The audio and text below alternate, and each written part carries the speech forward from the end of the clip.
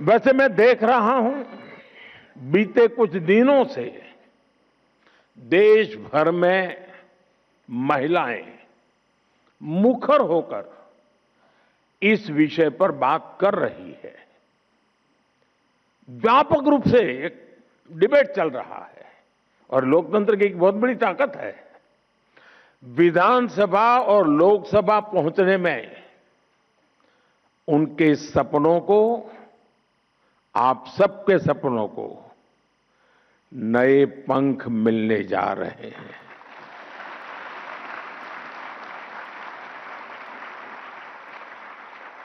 मैं अनुभव कर रहा हूं देश में एक सकारात्मक माहौल बना है। साथियों, आजादी की लड़ाई से लेकर संविधान सभा के निर्णयों तक स्वतंत्र भारत की नींव रखने में भारत की नारी शक्ति ने असीमित योगदान दिया है। इतिहास गवाह है। और आजादी के बाद भी जिन महिलाओं को प्रतिनिधित्व का मौका मिला, उन्होंने देश के लिए बहुत शानदार काम किया है। हमारे देश में राष्ट्रपति से लेकर प्रधानमंत्री तक महिलाएं जहां भी रही हैं, उन्होंने अपनी अलग लेगेसी बनाई है। इस समय भी हमारे देश में राष्ट्रपति जी से लेकर वित्त मंत्री तक ऐसे अहम पद महिलाएं ही संभाल रही है। उन्होंने देश की गरिमा और गौरव दोनों को बढ़ाया है। साथियों, हमारे देश में महिला नेतृत्व का एक बेहतरीन उदाहरण पंचायती राज संस्थाएं भी हैं। आज भारत में 14 लाख से अधिक महिलाएं लोकल गवर्नमेंट बॉडीज में सफलतापूर्वक काम कर रही हैं।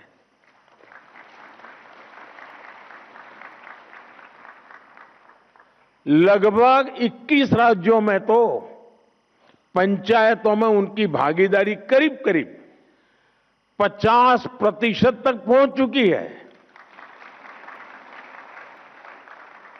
और मैं जब विदेश के मेहमानों से कभी इस विषय पे बात करता हूं, ये आंकड़ा सुनते उनका मुंह खुला रह जाता है। उनको आश्चर्य होता है। साथियों, ये कोई साधारण बात नहीं है। लाखों महिलाओं की राजनीति और सामाजिक जीवन में ये सक्रियता दुनिया के बड़े बड़े नेताओं और राजनीति के विशेषज्ञों को भी बहुत ही हैरान करने वाली बात होती है। और इससे भारत का बहुत गौरव बढ़ता है। साथियों, अनेक अध्ययनों में ये सामने आया है कि जब निर्णय प्रक्रियाओं में महिलाओं की सहभागिता बढ़ी तो इससे व्यवस्थाओं में भी संवेदनशीलता आई है। और ये बहुत बड़ी ताकत होती है। और इसका परिणाम है पानी, शिक्षा, स्वास्थ्य, पोषण, ऐसे कई विषयों में ज्यादा समर्पण भाव से, ज्यादा संवेदनशीलता से परिणामकारी काम हुए हैं। जल जीवन मिशन, मैं समझता हूं इसकी सफलता का सबसे बड़ा उदाहरण है। इसमें पंचायत स्तर पर महिलाओं की भागीदारी की ही बहुत बड़ी भूमिका है। साथियों, हमारे लोकल बॉडीज और संस्थानों में इतने वर्षों से जो लाखों महिलाएं काम कर रही हैं, नेतृत्व कर रही है, उनके पास ग्रास रूट लेवल का बहुत समृद्ध और लंबा अनुभव है। वो अब और बड़ी भूमिका के लिए तैयार है और तत्पर भी है। मैं मेरा अपना निजी अनुभव बताता हूं। ये सामर्थ्य क्या होता है। मैं 2001 में नया नया मुख्यमंत्री बना। मुझे कोई ज्यादा अनुभव नहीं था सरकार चलाने का, शासन व्यवस्था का। एक प्रकार से मैं नया व्यक्ति था। शायद 2002 या 2003 की घटना होगी। हमारे एक विधायक मेरे पास आए, बोले मेरे क्षेत्र में एक गांव की पंचायती की बहनें आपको मिलना चाहती हैं। ये खेड़ा डिस्ट्रिक्ट, आनंद डिस्ट्रिक्ट का इलाका था जहां सरदार साहब का जन्म हुआ था। तो मैंने कहा भाई उनको पंचायत का कोई काम होगा तो पंचायत मंत्री को मिला लीजिए उनको। नहीं, बोले साहब वो आपसे मिलना चाहते हैं। मैं कहा क्यों? तो बोले पंचायत में सबकी सब मेंबर महिलाएं हैं, एक भी पुरुष मेंबर ही नहीं है हमारी पंचायत में। मैंने कहा ऐसे कैसे? बोले गांव वालों ने तय किया कि इस बार प्रधान महिला है तो मेंबर भी सब महिला, कोई पुरुष चुनाव ही नहीं लड़ा था। तो मेरा ध्यान स्वाभाविक गया। मैंने कहा भाई जरूर मैं मिलूंगा। छोटा सा गांव था, कोई शायद 13 मेंबर की पंचायत थी। तो मैंने उनको समय दिया, वो सब आए मिलने के लिए। वो 13 बहनें थी, उसमें जो गांव की प्रधान बनी थी वो शायद 8वीं कक्षा तक पढ़ी थी। बाकी जो बहनें थी, एक दो बहनों तो घूंघट भी लगा हुआ था। वो ज्यादा शायद कुछ तो होगी जिन्होंने स्कूल भी नहीं देखा होगा। तो सब आए। मुझे लगता है ये सब बड़े बड़े लोगों ने उनको कोई मेमोरेंडम पकड़ा दिया होगा, कुछ मांग लेकर के आए होंगे कि मेरे गांव में ये करो, मेरे गांव में वो करो। मैं हैरान था, उनके हाथ में कोई कागज नहीं था। तो बैठे, मैंने परिचय किया।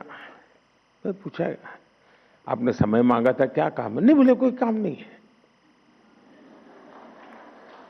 ऐसे ही बोले हम चुनकर आए हैं तो मिलने आए थे।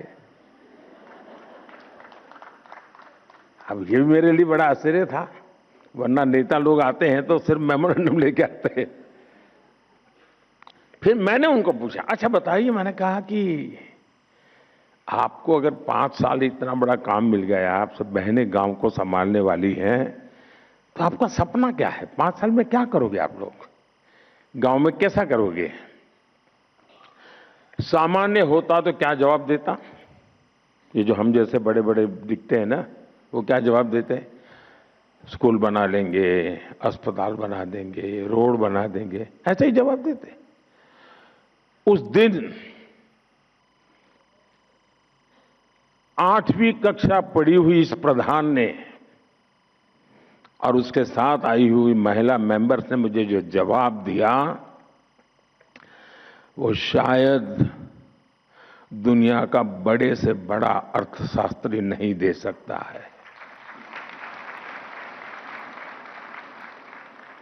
और वो बात आज भी मेरे लिए एक लेसन की तरह है।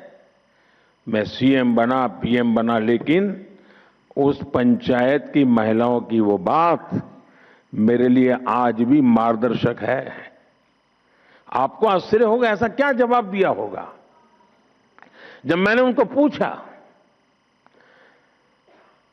क्या करेंगे आप, 5 साल आपको मिले हैं, गांव ने आपने बड़ा दायित्व, तब उन्होंने मुझे जवाब दिया, साहब एक इच्छा है। मैंने कहा क्या? और वो जवाब आज भी मेरे कानों में गूंजता रहता है।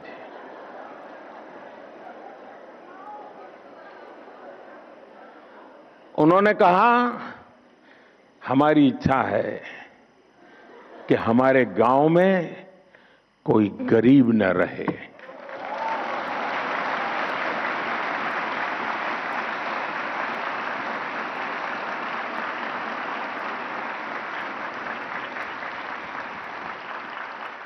बड़े से बड़े अर्थशास्त्रियों के लिए भी इससे बड़ा कोई संदेश नहीं हो सकता है। यह अपने आप में मेरे लिए एक बड़ा सुखद अनुभव था और वो आज भी शब्द मेरे कानों में गूंजते रहते हैं। और इसलिए जमीन से जुड़े हुए अनुभव से जो वाणी निकलती है ना, वो वेद वाक्य बन जाता है।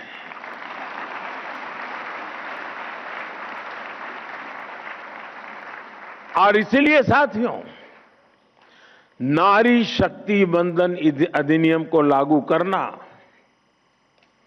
ऐसी सभी महिलाओं के जीवन का बहुत बड़ा अवसर बनने जा रहा है। अब पंचायत से आगे बढ़कर